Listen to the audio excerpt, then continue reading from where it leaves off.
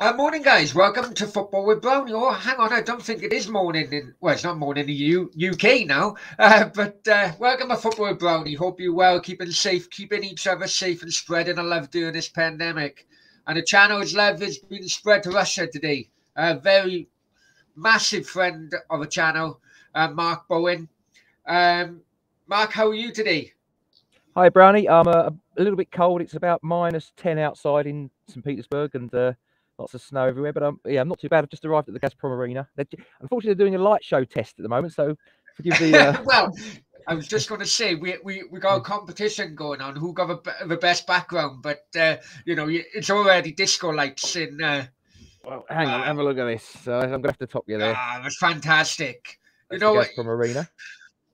You make me jealous every time we talk, I tell you what, Mark. Well, yes, it's not a bad gig. We're about 3 hours from kickoff here. We're taking on Rostov in the Russian Premier League, Friday night football. But going into today's game, Rostov, mid-table-ish team. You're 4 points ahead of Dynamo Moscow. Now, I tell you what, when I looked at that table, I thought, Dynamo Moscow, there's a blast from the past. Yeah. And I'm assuming there's money gone into that team. Yeah, do you know what, Dynamo? At the beginning of the season, I thought they would be a threat. They've bought very well. I would say they're the second best team in Russia at the moment. They're a good side. They've got. I'm not going to try and pronounce this guy's name, but they've got this Polish lad up front, attacking midfielder. Okay. I'm not going to even attempt it. Yeah. Begins with S, and he's been fantastic for them. Right, do you know, I'll look it up and read it off. Oh, well, okay. Going. Please don't ask me to pronounce it. No. It's going to be difficult for both of us, but where is it? Do you know, I'm too scared to. Sebastian Sierzmanski. There you go. It wasn't too bad. There you go. Hey, he's been brilliant for them. It's too many S's in that name for me, I tell you. S's and Z's, yeah, not an easy one. But yeah, you're right. Dynamo. I mean, traditionally in Russia, they've been quite a poor side. They've always been sort of towards the bottom of the table the last, the Premier League era. Whereas you said, if we asked from the past, in the Soviet times, they were really, they were the Lev Yashin's team. They were a really good team, but they've always been hanging around towards the bottom. And actually, our fans did a tifo of them with SpongeBob because he's always at the bottom of the sea. Oh yeah. That was their joke. But yeah, this season, very very good team. I'd say second best team in Russia. Oh, and going into a couple of players, Malcolm seems to have got his career back on track at Zenit. Yes, he's really. This is his season. When it was a slow start when he joined us. He joined us and got injured almost straight away, and it was the January transfer window he originally joined us, so it was a real slow start. But he's been a sensation this season. Most assists in Russia. He's scoring goals, and we got Claudinho, who we bought, who's actually one of his childhood friends. And the pair of them together have been sensational. Brilliant. And I'm going to try and pronounce his name now. Artem Zuba. Yeah, not bad. Well done. Not bad. Yeah. Yeah. But having an ex-Russian girlfriend does help me some pronunciations. Yeah, Artem Zuba. Now, I know he's he's 33 now. Yeah. But looking at his career, Mark, with Zenit, around about a goal a game. With Russia, the national team, better ratio than that. Is he a prime example of Russian players not wanting to challenge themselves and going about outside of Russia? Well, okay, that's a tough question to answer. I mean, yeah, in the last sort of 5 years, he's been Russia's best player. The World Cup, he was the talisman. He was the leader on the pitch, and he really came good in the World Cup. And like I say, his goal scoring record has been fantastic. Yeah. He's just in the last couple of weeks broken the Russian Premier League goal scoring record. He's now the all-time Premier League era, so not Soviet Union, Premier League era top goal scorer in history. And he's registering loads of assists. He's up to 70 in his career. So yeah, he's been great. In the last the last 3 seasons, as well as being top goal scorer, he's been top assist getter. Although, okay. He's really been great. Okay, the question about challenging himself abroad. One of the controversies we have here in Russia And it's something I'm actually in favour of is the limit. We've got a foreign player limit, and it changes all the time. So it's quite it was 6+5. You had to have 6 Russian players and 5 foreigners on the pitch at one time. At the moment, it's and I might be wrong. It might have changed. It's I think it's 10 and 15. You can have 10 foreigners in your squad and 15 Russian players.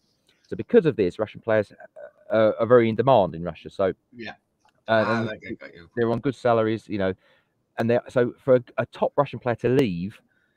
The Russian clubs obviously, because of the limit, they won't allow that. Whether it's, you can level some criticism at Dubit, maybe, in my opinion, but he's been fantastic here. He's been the best player in the country over the last few years, and I'm glad he stayed.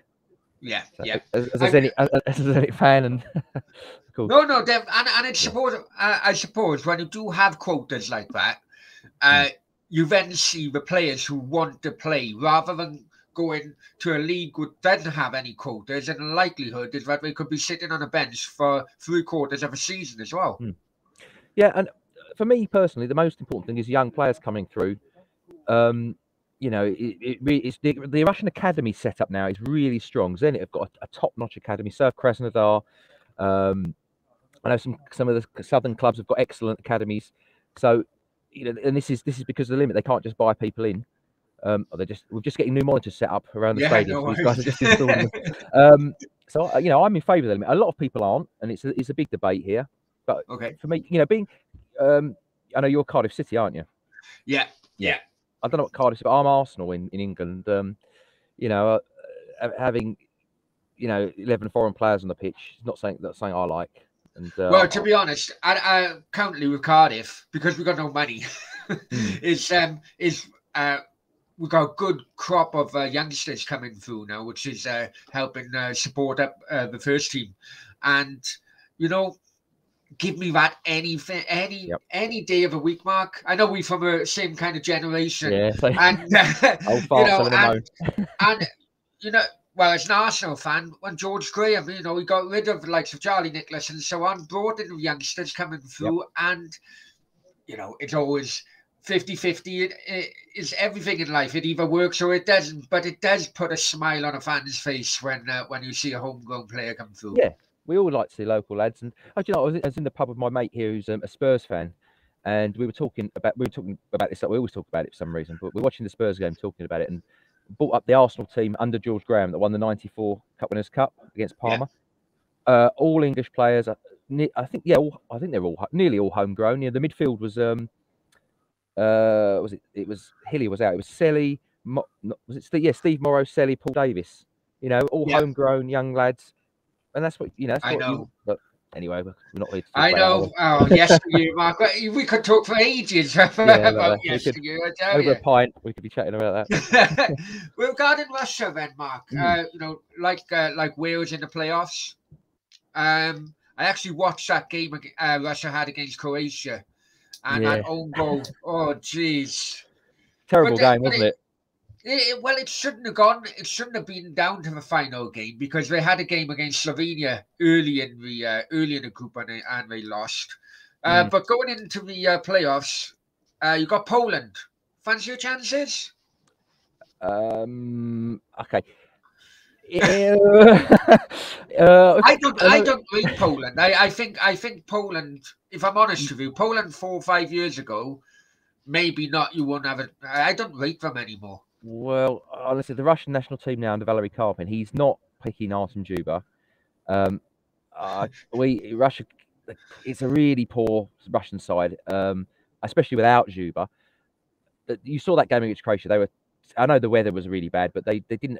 There was no attack. The games before they scraped wins. They weren't good. So no, I don't fancy Russia's chances. Normally, I say this before. Normally, if I say a draw, if the supporter says you think we'll get a draw, that means they think we're going to lose, but they don't want to say we're going to lose. So I'll be surprised if we get past Poland, and then if it's Sweden or who's the other team? Yeah, Sweden or Czech Republic. I do fancy Sweden out of a 4 to.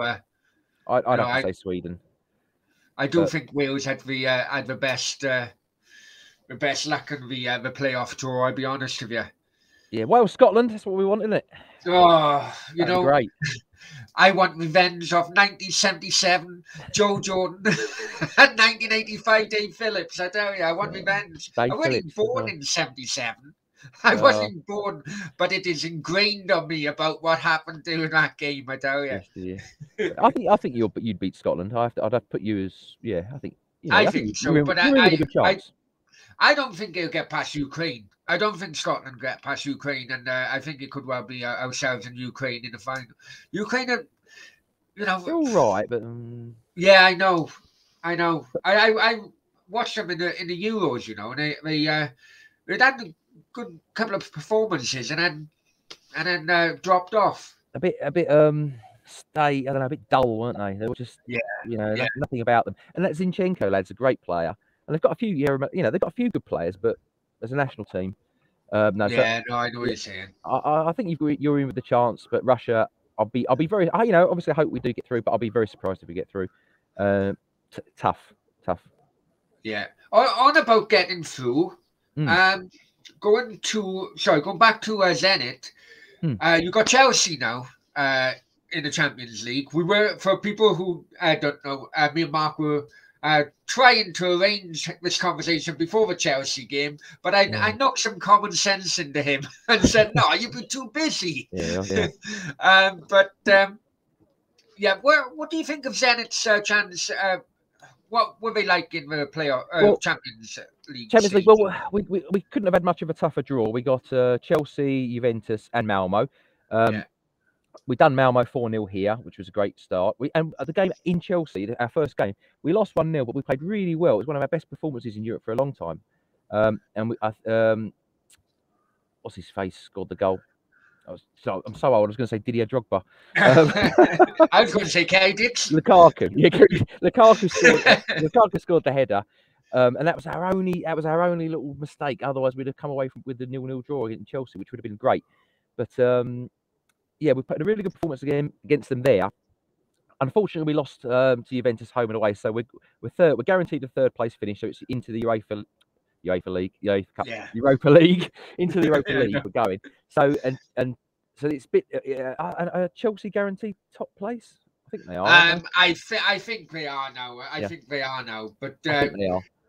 I mean, going into Europa League, Zenit got fancy chances of going far in that competition. Yeah, we've obviously got more of a chance than we would in the Champions League. So, and the way it works out is the Champions League third place team plays at the runners up from the Europa League. I think that's right. So I think we're with a shout of a bit of progress and European football after the winter, which is something. That's what we aim for, to still be in Europe, because we have the winter break very, very soon in Russia. In fact, we've got the Chelsea game on the 8th, and then I think we've got one away game, and then we're into the winter break, so no football. So how long is a winter break in Russia? Because I know when I was in Spain, they had that, their winter break. All of a sudden, it was 1 week off, and they were on other side of the world, bloody playing a game.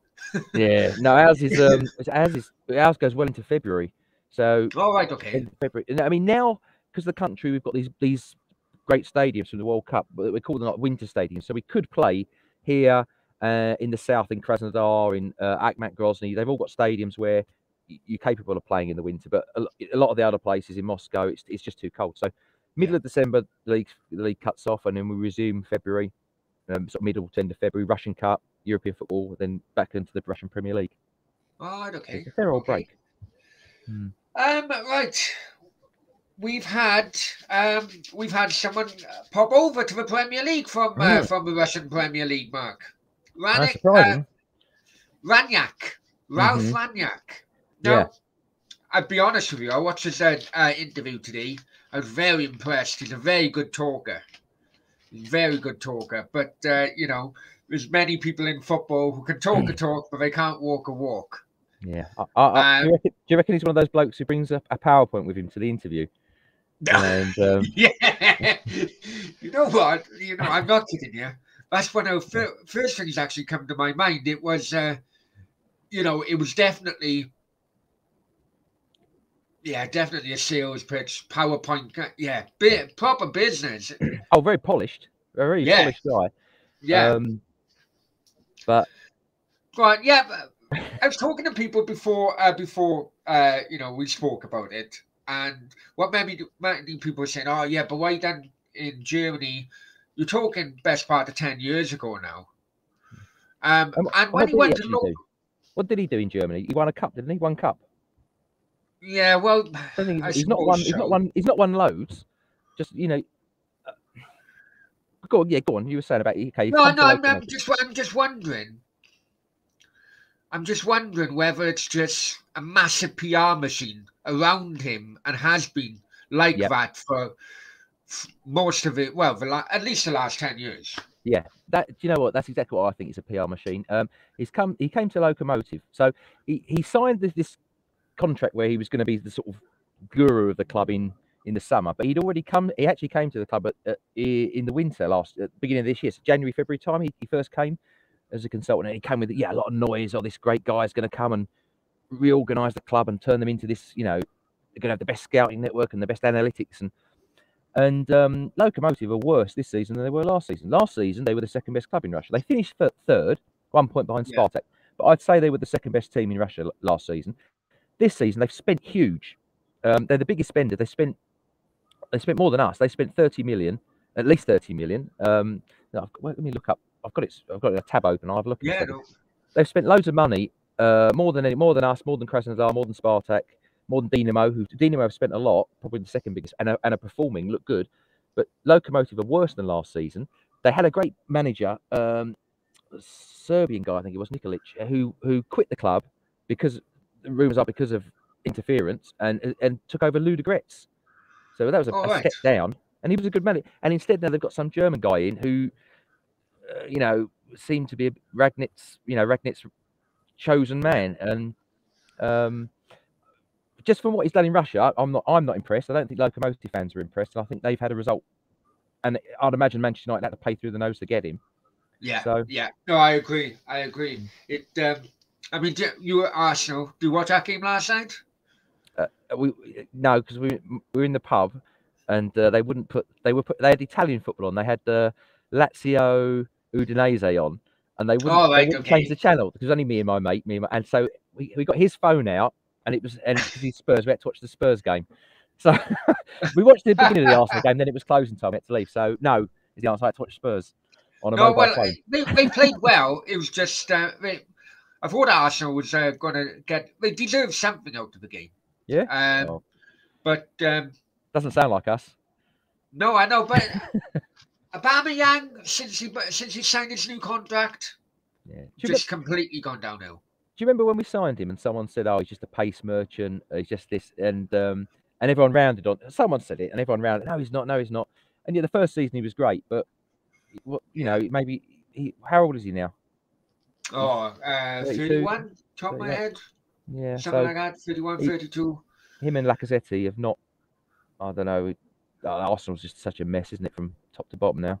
Yeah. Reminds me of Cardiff City. Reminds me of we're always a mess. We're always a mess. We were the best run club in the world, in the 90s and in the old days.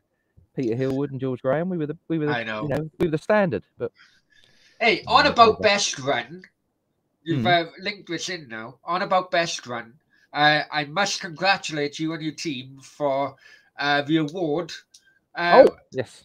Yeah, the media award in London. Did you attend, or did any of you guys attend? Well, because of Corona, we or COVID now it's called. We weren't allowed.